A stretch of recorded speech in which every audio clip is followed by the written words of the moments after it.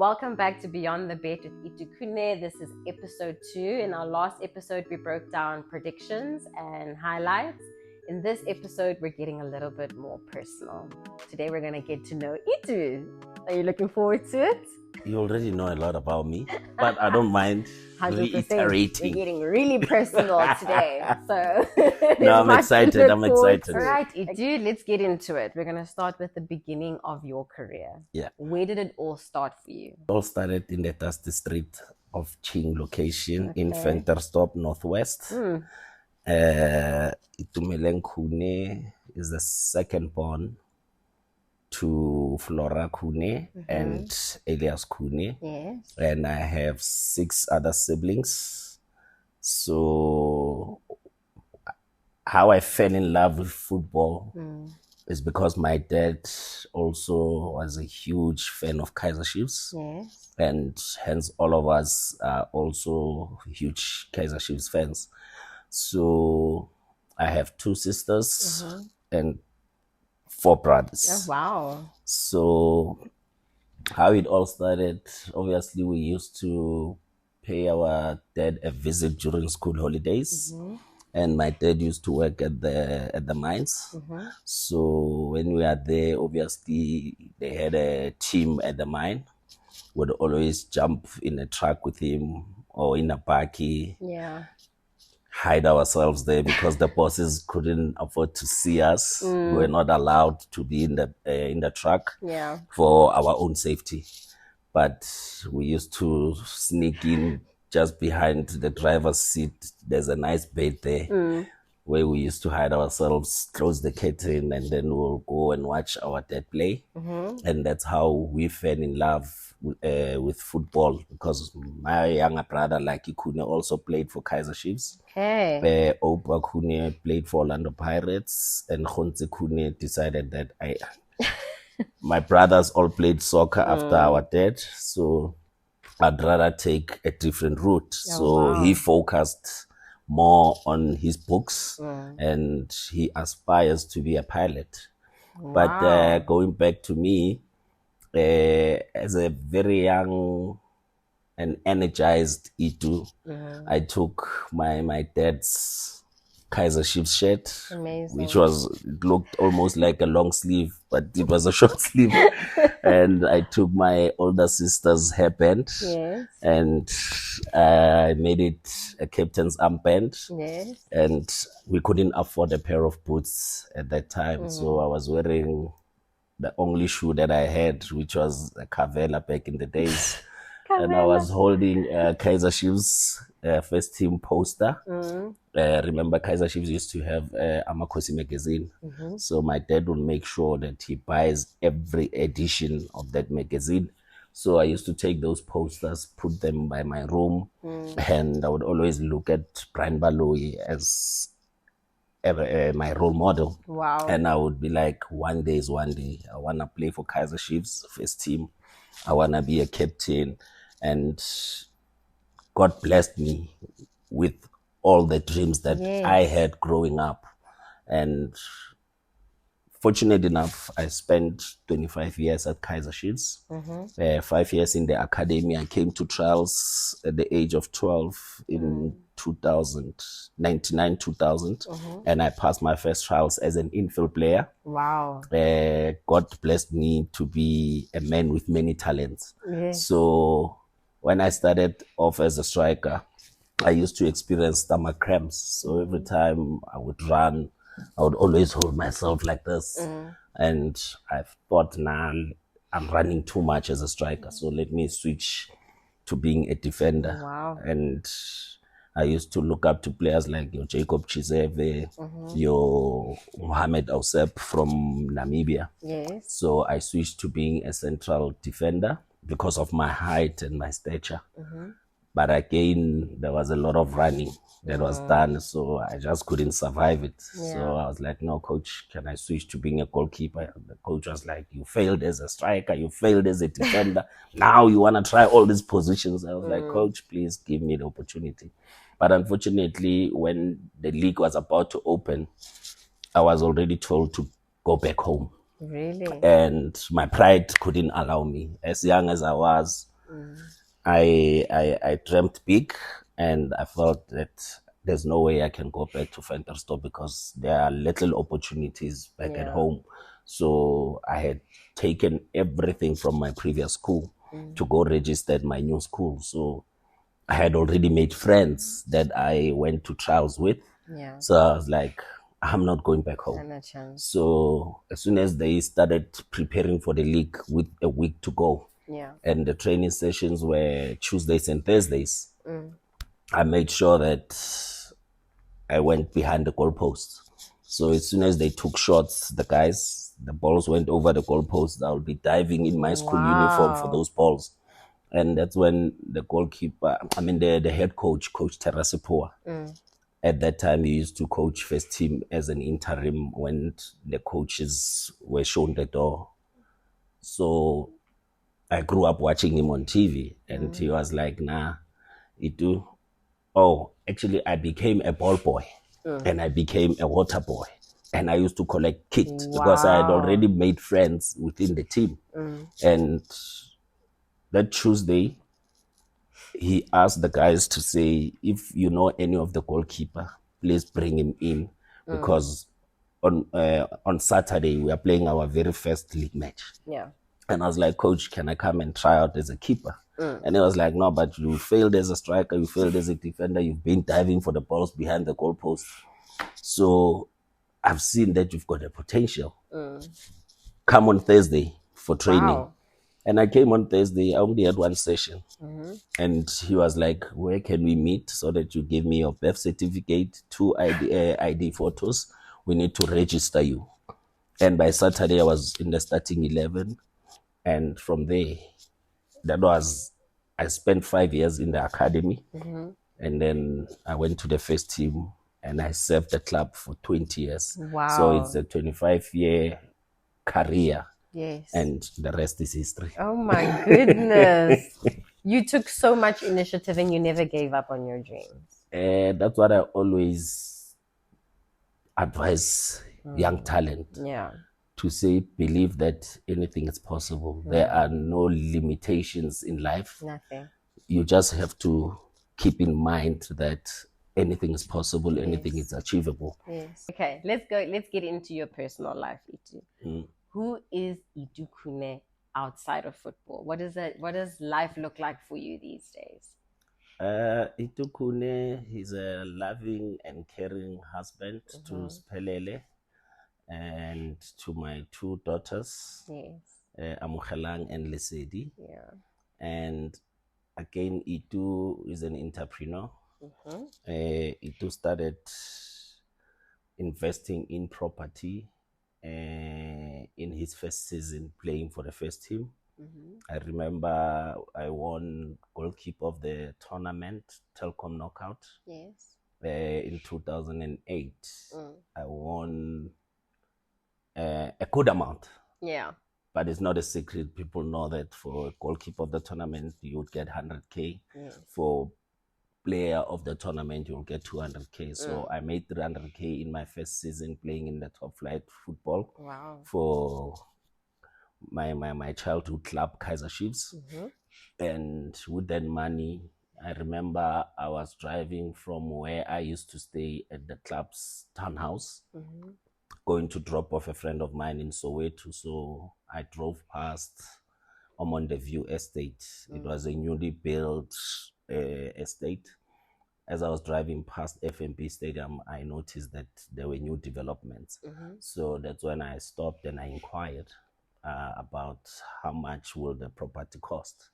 And when I got promoted to the first team, even the older players who've been on the field long enough advised me to say, Itu, when you start making good money, please make sure you invest in property, because in property you will never go wrong. So I know for a fact that when I bought my first property, I asked for a price. They said it's 800K. You don't have to pay transfer costs, lawyer fees, and all they needed was just the deposit of 10%, Yes. which is 80K. And I knew that there was money coming in after winning player of the tournament and goalkeeper of the tournament. So with confidence, I signed the lease or the contract on the same day. Wow. And the following day, when the payment was made, I made that payment into the trust of the company that was building. And since then, I never looked back. Wow. So after buying my first one at the age of, I think I was 20 or 21, I never looked back. So every year, I just made sure that I get something for myself. And I came up with a strategy that I will stay for a year at a certain property. Yeah. As soon as I move out, there will be tenants who will be paying for it. Exactly. So I think that has worked wonders for me. Amazing. And right now I can safely say I'm sitting on 8 different properties, and they're all rentals. So at least I knew that I needed to prepare for life after football. Because when football stops, you will never know where life will take you. I also work with certain brands like your Culling Black Label, because the reason why I chose Culling Black Label, they sponsored both Orlando Pirates and Kaizer Chiefs for years. And remember, the fans used to vote to see their favorite players on the field. And I've led those votes for 14 straight years. Wow. So now they've decided to give me a very long contract to say, Itu, this is the reward of all the hard work you've put on the field. So it's always good to always share your inspirational story with the younger ones, to say, guys, what you do on the field today will repay you at the later stage. So that's why all the sponsors that I've worked with over the years, they were able to come back and say, Itu, now you are no longer playing, you have all the time in your hands. We have other things to focus on. So please come and be the brand ambassador for the brand. So it's what I did while I was still playing in my 25 years career. Incredible stuff. Wow. Thank you, Itu. And then just to get into like the smaller stuff, I guess. Tell me an example of what a day in your life looks like. Yesterday, what did you do when you woke up? What did you have for breakfast? Do you still train and exercise? What is a day in the life of Itu look like? Yeah, every day when I wake up, obviously in the mornings, I have to drop off the kids at school. In the afternoons, I have to fetch them from school. But if it happens that I'm too busy, because we now just opened Reimsig Football Academy with one of my former teammates, Delano Hendricks. So I'm a goalkeeper coach there. So sometimes I wake up, I take the kids to school, then I will just plan my day at home to say, okay, do I need to go see the tenants? Do I need to go see the property manager to give me the update? So I have all the time in my hands. And then around 3 o'clock, I fetch the kids from school. And then 4 o'clock, I'm at the training fields, passing on my knowledge to the future goalkeepers and footballers of South African football. So that's what I usually do. Then when I come back, I would usually watch matches and analyze, because I'm a football analyst at SABC. So I have to make sure I watch every match. And when I have to break it down and dissect, at least I know I've watched all the matches. So football has always been part of my life.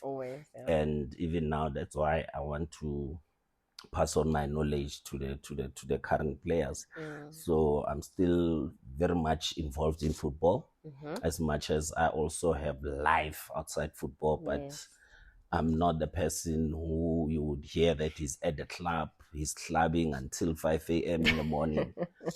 Like, gone are those days. I used to have such situations where people will take pictures of you, and I realized that this will tarnish my brand, and no brand would want to work with me after retirement. Exactly. So I've stopped going out. I've stopped going to clubs. The only time you'll see me is when I'm having dinner with my family at the restaurant, and from there we go back home, and then life has to go on. Oh, that's lovely. So I'm living a very simple life.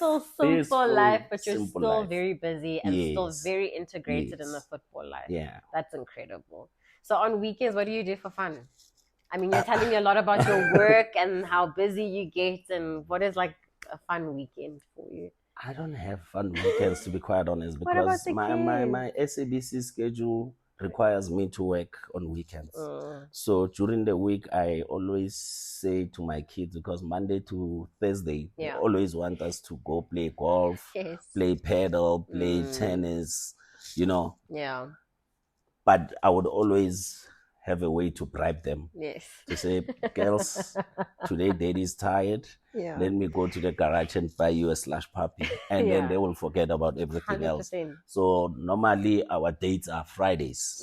Sometimes I'll take them to a restaurant for them just to snack, you know, because their mom is also busy now. She's working tirelessly.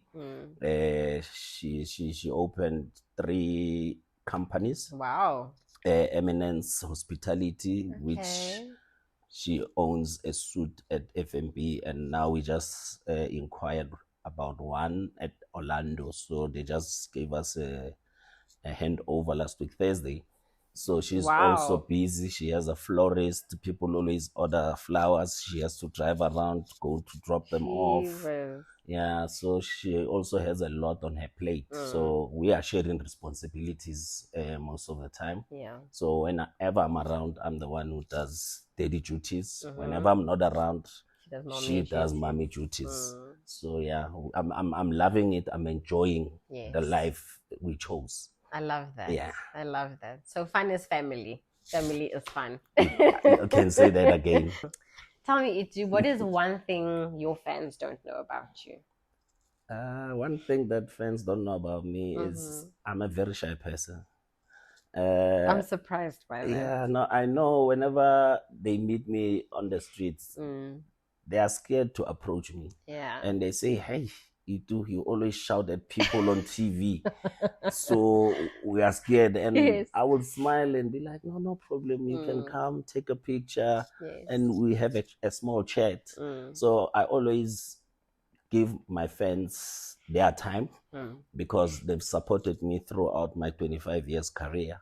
So I know they used to watch us from far. You know, they don't get to see us up close and personal. Exactly. So I felt that this is the right time for them to be able to ask questions that they've been dying to ask. So sometimes I walk in a restaurant, securities, waiters, waitresses, they will always ask a manager to say, please ask it if you can take pictures. And I'll say, I don't mind. I can take with the whole shop. Everyone inside your building, I don't mind doing that. Yeah. But I'm a very shy person. Wow. And what I used to do on the field has nothing to do with my personality of the field. 2 different people. Yeah, so whenever I'm on the field, I leave everything on the field.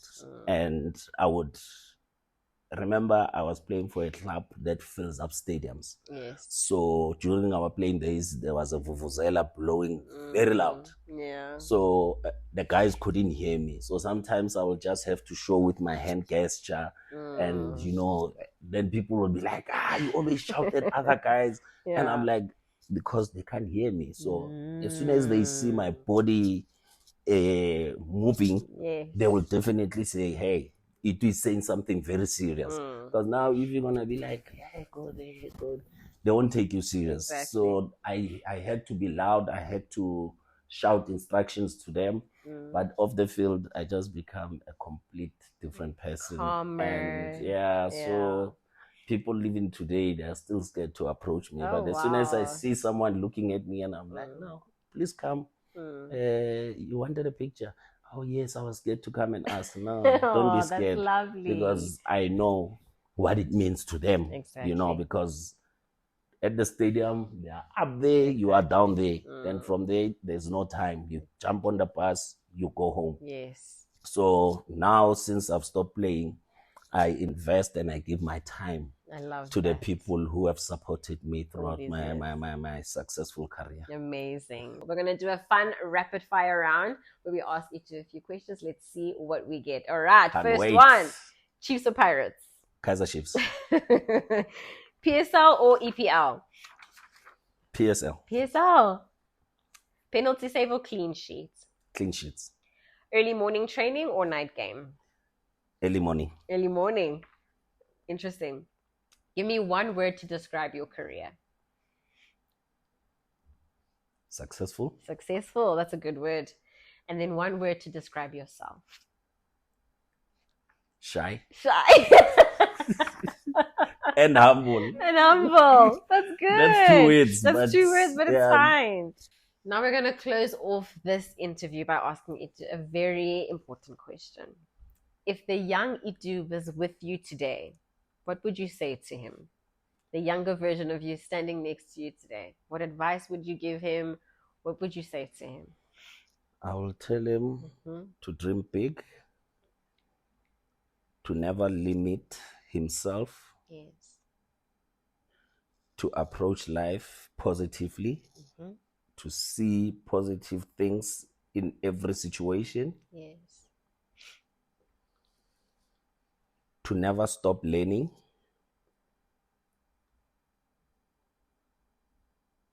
and to enjoy life. 100%.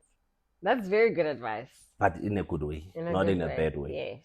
Because there's people, when they say YOLO, you only live once, they live life dangerously, carelessly, exactly, without thinking about the consequences. Exactly. So I think in life, you just have to know that in every decision you make, there will be consequences, and no one wants to deal with the consequences. We always want to celebrate the good that we do. Yes. Yeah, so the other words that I can leave is the 3 Ds. Yeah. Discipline, dedication, determination. And one last one, my favorite. Aspire to inspire before you expire. Aspire to inspire before you expire. Yeah, there's a lot of words to put in your pockets. Be humble. Humble yourself in everything you do in life. I love humble that. yourself. You have a lot of wisdom that you carry with you. It's a lot. You know, I've learned a lot along the way. You've seen a lot of life. I've never taken every advice for granted. Yes. And I'm a person who believes in quotes, and they've worked wonders for me. Yeah. That's why they are still in my head. That's why they are engraved in my heart. Yes. Because I wouldn't have played for 25 years. If you go anywhere in the world, players might have played for the longest time, but for different clubs, because of the discipline. They don't last at one club. I've lasted at Kaizer Chiefs, one of the biggest institutions in South Africa, for 25 straight years. So you can see that I've been listening to the advice, I've taken the advice, and it has put me where I am today. That's incredible. Incredible stuff. Thank you so much for joining us again today, Itu. Thank you, B. That is episode 2 of Beyond the Bet with Itu Khune. Don't forget to like the video and subscribe. Check out the promotions that we've got in our description bio, retail and online. And we'll see you guys in the next episode. Cheerio. See you guys on the next one. Hi, guys. Please don't forget to predict which store I'll be visiting next. See you soon.